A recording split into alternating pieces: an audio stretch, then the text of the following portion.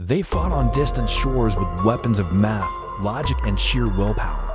They waged war on cryptic ciphers, turning the tide of history without firing a single shot. But you probably haven't heard their names. They are the unsung heroes of World War II, the Codebreakers, and one of them changed the world forever. It's me, and you're watching this channel.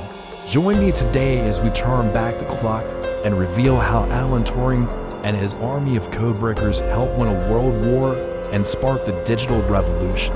This is the story of metric system wars. Now hold on, I know what you're thinking. Metric system wars. Wasn't that a battle of inches and centimeters, kilograms and grams? Well, yes, but that's not the story I'm telling today. Because deep in the heart of England during the Second World War, there was another kind of metric system war being fought. A silent, unseen conflict between brilliant minds and cryptic codes. A war that had nothing to do with weapons and everything to do with math. Now picture this. It's 1932 and a dark cloud hangs over Europe. The shadow of war looms large, but not everyone knows it yet. At Bletchley Park, an English country estate north of London, a group of men and women gather.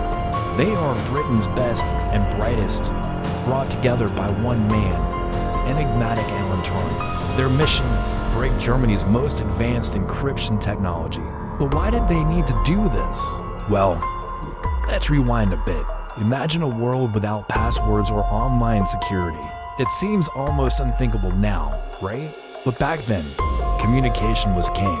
If you wanted to send a secret message, you had to encrypt it, hide the meaning behind a jumble of letters and numbers. This is where the German Enigma machine came in. The Germans used Enigma, a machine that could generate billions of combinations to scramble their messages. To most, it was unbreakable. That is until Alan Turing and his team arrived on the scene. You see, Turing and his team were up against the deadliest cipher of their time, the Enigma machine. Don't let its name fool you.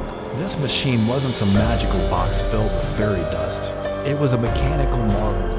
A typewriter-looking device that could change its encryption settings every day, making each message a new puzzle. Think of it like this. Every day, Enigma would give you a secret word. Let's say Apple. Then you would type out your message replacing each letter with the next letter in the alphabet. After that secret word. So A would be B, B would be C, and so on. With Apple as the key. If I wanted to tell someone that I'm going to the store, my message would look like this. NFTFHUPFDZJ. Without knowing the secret word, you wouldn't have a clue what that meant. Even if you knew the encryption, changing the secret word daily made it nearly impossible to crack. For most, it was an unsolvable puzzle. But not for Alan Turing. Enter the bomb. Picture a room full of whirring gears, flashing lights, and men hunched over tables covered in paper. This was the birthplace of one of the first computers. Built in 1937, the bomb machine was designed to test thousands of possibilities in mere minutes, a task that would take a human mind weeks. It was the ultimate weapon in Turing's arsenal. Using the bomb, allied intelligence cracked Enigma's codes, reading German messages and turning the tide of war. Suddenly, what was once impossible became possible. The Enigma machine, which had baffled the best minds in Europe for years, was being outsmarted by a British team led by a mathematician. Can you believe it? The quiet hum of the bomb machine echoed through the halls of Bletchley Park, a sound that would change the world forever. The rhythmic clickety-clack of its gears was a symphony of calculation, a mechanical melody that played a tune of triumph. But it wasn't just the sound that made the bomb special.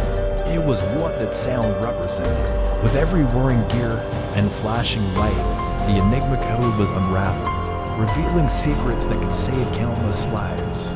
You see, the bomb didn't just crack codes. It opened a new world of possibilities, a world where machines could think, calculate, and solve problems once thought exclusive to the human mind. It was a world where computers weren't just tools. They were collaborators, partners in solving some of the most complex puzzles facing humanity. In a world of swords and shields, the bomb was a technological Trojan horse, a wooden giant that outsmarted the wits of its creators. Yet for all its brilliance, the bomb remained hidden, shrouded in secrecy until decades later. But why? Why keep the bomb up and its success a secret? Well, the answer lies in the shadows of war. At the height of World War II, secrecy was paramount. If the Germans discovered that the Allies had broken their codes, they would change their methods, rendering all of Turing's hard work useless. It was a race against time, a game of cat and mouse where every tick of the clock mattered. So the bombings and its triumphs remain classified, known only to a few. But why does it matter that they kept it a secret? Well, because the impact of the bomb went far beyond the end of the war. Its success laid the foundation for modern computers, shaping the world we live in today. Yet for all its genius, the bomb wasn't the end of the story. No, the real mastermind behind it all was Alan Turing. Born in 1912, Turing was a child prodigy. He loved puzzles, especially those involving ciphers. When war broke out, he joined the race to break Enigma, a challenge he met head-on. While others saw complexity, Turing saw simplicity. While others saw walls, Turing saw pathways. With a combination of pure mathematics, intuition, and the help of a team of experts, he developed the bomb, a machine capable of deciphering the seemingly unbreakable Enigma code. But Turing's brilliance wasn't limited to the realm of machines. He was a leader who inspired, motivated, and pushed the boundaries of what was possible.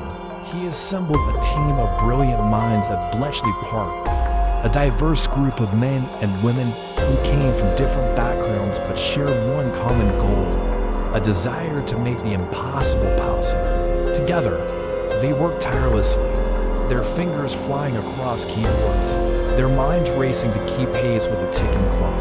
And when faced with setbacks, Turing's leadership shone through. He would stand before his team, his eyes flashing with determination, rallying them to push harder, think bigger, and never, ever give up. Under his guidance, they succeeded where others had failed. They turned the tide of war by cracking Enigma. And yet despite his monumental contributions, Turing's legacy was tarnished. After the war, he was prosecuted for homosexuality, a crime in England at the time. He was offered a choice: prison or a medical procedure that rendered him infirm. Sadly, he chose the latter, dying in 1954 at the young age of 49. But Turing's story doesn't end there. His contributions to code breaking and computer science were finally recognized in the late 20th century. In 2009, British Prime Minister Gordon Brown issued a public apology for the way Turing was treated. And in 2013, he was pardoned posthumously. His story is a reminder that even the greatest minds can face adversity, but also that their contributions should not be forgotten. And here's the kicker. Historians say their work may have shortened the war by 2 years, saving millions of lives. Beyond the war, Turing's methods planted the seeds for today's digital age.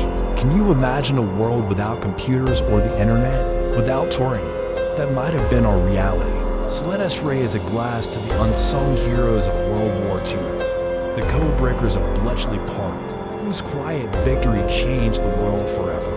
If you enjoyed this glimpse into history's hidden heroes, hit subscribe for more untold stories that shape our world. And be sure to check out this video next.